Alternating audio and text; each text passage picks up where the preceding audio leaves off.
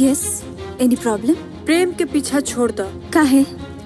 तू उनका आगे जाए वाला बारू का? आगे का हम उनकर शरीर के कौनो कोना में भी जा सकेनी। ई तो तार रहन चिल्ला चिल्ला के बता रहल बा तू कोनो हद तक गिर सकेली, लेकिन जहाँ तक हम महसूस कैले बानी प्रेम तोरा पर पिघले वाला नहीं कर। अपना तरह पत्थर दिल मत बुझा प्रेम के। उनकर दिल एकदम मोम जैसन बा। एक बार जवानी के आग लगाए तो पिघल के पानी हो जाये। काहे कि हम उनका से प्यार करेनी, लेकिन उनका दिल में सिर्फ हम बच। एक दिन निकाल के फेंक दिहन तहके।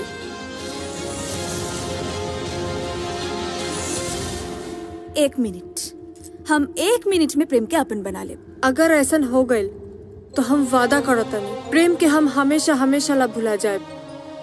ता तू भुलाएला तैयार हो जा।